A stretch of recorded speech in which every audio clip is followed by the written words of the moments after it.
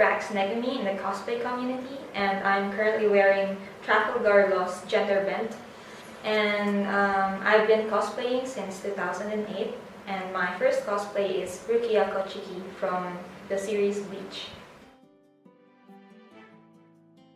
I have to put emphasis on the struggle in resourcing the materials for your costume, because back then there were not so much seamstress who understand cosplay, and of course there were less references for your the character that you wanted to portray. And as for me, I'd like to highlight that it's really difficult to look like an anime. There were less makeup references, less makeup tutorials back then, and I look very Filipino. And in the skin tone, I'm very tan, so it's really difficult for me to. I didn't know that if you extend your eyeliner a bit, you'll look more anime-ish, and what else? That you could use. There are varieties of contact lenses that could help you look more accurately like the anime character that you're going to cosplay. And yeah, I guess that's it. Sourcing of the materials. So back then, people are limited to a few series and references to cosplay, but nowadays people are more creative, and we have more references nowadays, and we tend to try other series as a basis on which characters we are going to cosplay.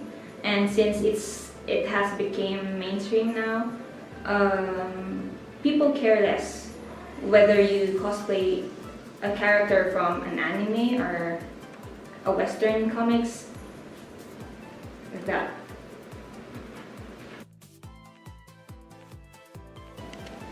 I've noticed that cosplayers nowadays are more creative, since there are a lot of references nowadays, and internet help a lot.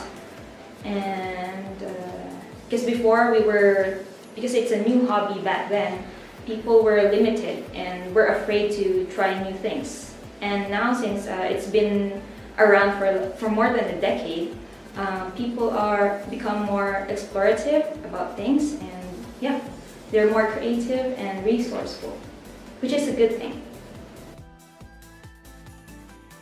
I've been to Singapore I lived in Singapore for a year, and I am planning now to experience cosplay in Malaysia next month. And all I could say is that I guess Filipinos are very hospitable and warm in general, and that's one factor that I didn't feel when I went to conventions in Singapore.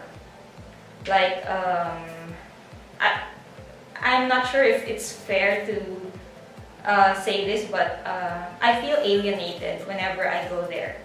I'm lucky that I got to meet new friends, but still it's different from here in the Philippines. Like, we can just easily say hi to strangers and make friends, but there, if you do that, it will feel weird. And yeah, I guess that's one.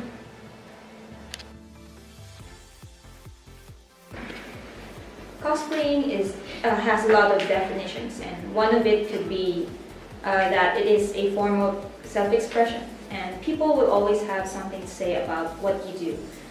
Since it's a form of self-expression, please don't be limited to what people have to say about you. Just like with me, this is my personality.